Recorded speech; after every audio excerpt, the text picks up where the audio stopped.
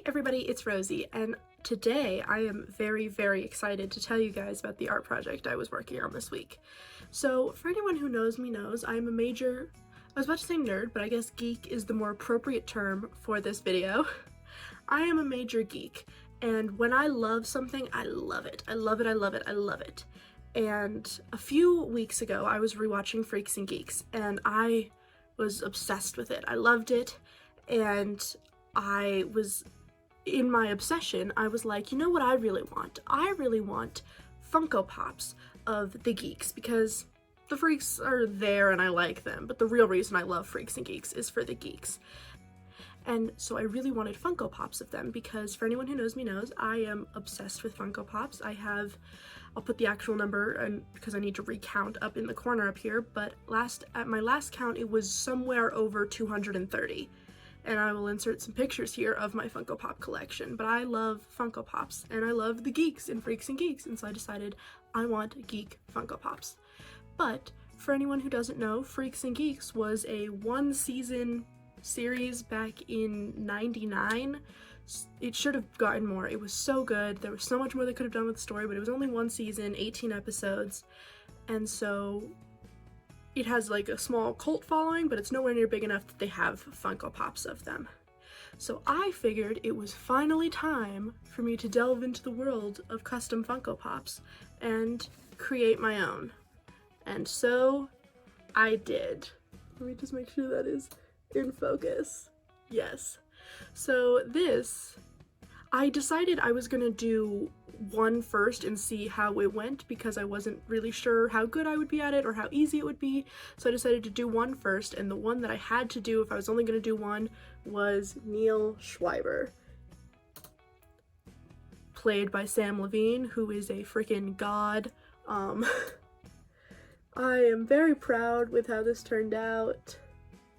I love it. Yeah. But so this little guy is what I did this week. I did not film any part of making him because since this was my first try and I didn't know how any of this was gonna work, I just kind of did it. I'm going to be doing more. I just ordered like 8 Funko Pops today. Yeah, I ordered 8 Funko Pops in the mail today because I'm going to do the rest of the Geeks, and then I'm going to do Dimension 20's Fantasy High characters, and I'm very excited about that. But, so I just ordered 8 Funko Pops, so I'm going to be doing those videos, and I will be filming them as I go so you guys can watch how I make them, because this was really fun and I'm really excited to do more. But this guy, since I didn't even know how it was gonna go, I just did it, and I will show pictures of my progress, but I didn't film it. So first thing first was I went online and I looked for any Funko Pops wearing a sweater vest, and I could only find Jack from Will and Grace, which is what this started as, and then Cheaty from A Good Place, and I decided on Jack from Will and Grace because then I didn't need to change his skin tone, and because Cheaty was holding a book, and I just didn't really see Neal holding a book. And when I got this Funko Pop, my mom was like, do you really want to get him with his hands up? And I was like, I actually do, because I think that it works for the Neal character, because he's always like telling jokes and doing impressions like this. Like Neal would be doing a hand movement, so I like it. I feel like it's very him. And so that was the first thing, was I just looked for Funko Pops wearing sweater vests because sweater vests are iconic for Neal Schweiber. Then, because this guy didn't need any other customizations other than painting the clothes and changing the hair, the first thing that I did was I just sanded off his head. I just got a Dremel tool in the mail that I'll be using for my further Funko Pops, but for this guy I didn't have the Dremel tool yet, so I just used like an industrial sander and just flattened his head so that I had like a flatter base to build on top of because I didn't want his hair to be too tall. And here's a picture of what that looked like when it was finished. Also, sorry for the sniffling, I am sick. But so first thing I did was I sanded his head, and then once I had that rough texture of the head from the sanding, I put a flat layer of clay down to just build off of, and then the hair was like really tricky. I was assuming that it was gonna be really easy to do. Don't ask me why, but I just assumed it wouldn't be that hard. And I tried a couple different things and they all just looked bad and weird, and I was like, I can't figure this out. And I didn't want to half-ass his hair. I really wanted to do justice to his hair because while Neal's character never specifically says anything about his hair, in the commentary tracks from Freaks and Geeks, Sam Levine talks about fixing his hair and being very picky about his hair, so I wanted to do justice to the hair. And I feel like I did pretty well with the hair. You guys can tell me otherwise, but I think I did pretty good. This is the only video I will actually have, is because I will show you guys how I ended up doing the hair, because it took me a while to figure out how to do it nicely, and so I would have liked a YouTube video explaining to me how to do it. So I'll insert that here. So first things first, you just need to smush it down on whatever surface you're making it on, and then if you try and do it slowly, it's going to look too uniform and it's not going to look like convincing hair. You just have to go in and do it fast and do semicircles and swirls using a big end, using a small end, and then I smushed it out with my finger in places so it wasn't too jagged, and by the end, once you primp some things, it should look like a thick head of curly hair. The next thing that I did was I took his head off of his body, which I should have done earlier, but I took his head off of his body and I just cooked his head in a little toaster oven that I bought specifically for clay. Don't ever cook clay or plastic in a regular oven or a toaster oven that you use for food, because you're cooking plastic and it's toxic, so you don't want to put food in that. So I bought a specific toaster oven for baking clay, and then I put him in at like 275 for like less than 15 minutes. Like, you'll notice when it's hard. And then I let it harden and fully cure overnight because I didn't want to mess it up or anything. And then I just painted it. It took about 3-4 layers of acrylic paint over everything to get it to the colors I wanted it to be, and a lot of detail-oriented things, but then I just painted it. It's all pretty self-explanatory. No part of it other than the hair sculpting was particularly hard. The hair, I colored it dark brown, and then I dry brushed over that with just black, a really light layer of black, so that you could still see that there's brown in it, but it is overall pretty black. And then I painted over the eyebrows that he already had so that they matched the hair. And then I covered him with a cover of Mr. Super Clear so that he was all sealed in.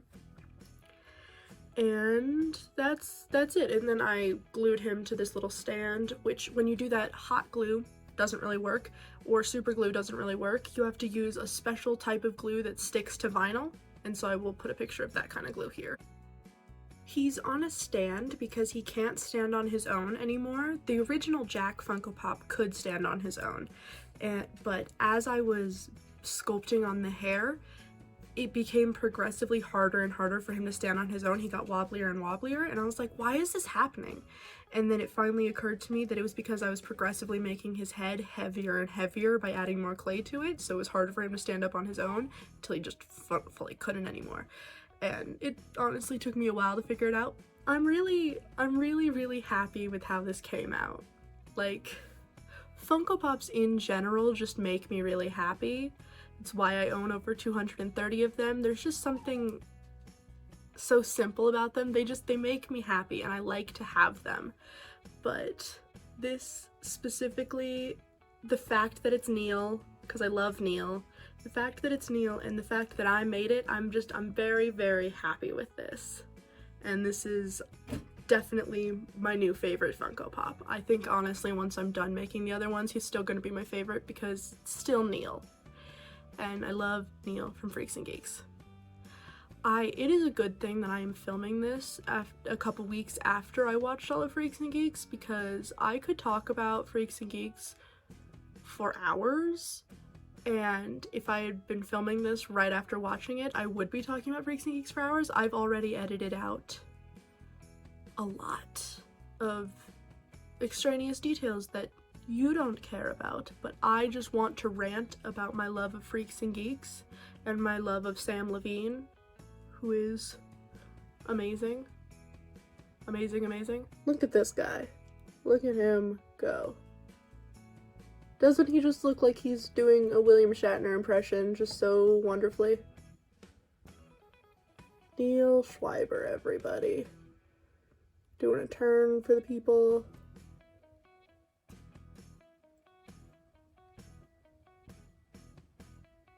Look at him go. What's funny is I was originally going to do a different outfit on him because no matter what, I knew I wanted him in a red sweater because I think red is a great color on Sam Levine. I think it's great, but he has a different outfit. I'll put a picture in right here where you can see he has a red sweater vest on, but also like these red plaid sleeves, and I like that outfit and I remember that outfit, and when I picture Neal Schweiber in my head, I picture him in that outfit. And then I was going to do it and I was like, I can't paint red plaid sleeves. I can't do it. That is above my skill level. And then I remember that in the last episode, he wears a red sweater vest with a white shirt, and it's also plaid, but that doesn't matter. He wears it with a white shirt, and I was like, that's doable. That's what I'm gonna do. So it wasn't my first option, but it definitely was the simpler and easier, and turned out a lot better than anything I could have attempted with the red sleeves. But so this is currently, as of right now, my proudest possession. I love him. I am a geek, and so when I love something, I love it. And the things that I love generally, but like when I am like watching or reading something specifically at that moment, I become obsessed with it. Like, I'm a really big Harry Potter fan, and I'm always a very general, very big Harry Potter fan, and I would start a conversation whenever, but like when I'm reading Harry Potter is the only thing that I think about. And so similarly, when I was watching Freaks and Geeks, I was obsessed. And I watched all 18 episodes in a day. I watched all 28 commentary tracks within that week. I watched the season just over, I think I watched it 3 times. If not 3, at least 2.5, or mostly with combinations of episodes. It's such a good show, and it really doesn't get the credit that it deserves.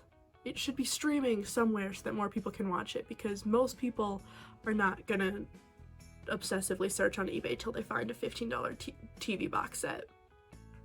But they should, because it's such a great show. Upcoming videos, I will be making Sam and Bill, his 2 best friends. And then after these guys, I will be making Dimension 20's Fantasy High characters from College Humor, who are D&D characters, and I'm very, very excited about those because they're gonna have some fun modifications like Fig's horns, and so those are gonna be more challenging and more fun. But these, I'm really excited about all of this. This is the most excited I've been about any kind of project in a while, and I'm very happy with how this turned out and how the rest of them are gonna go. Anyway, until next time, this is Rosie and Neal, signing off.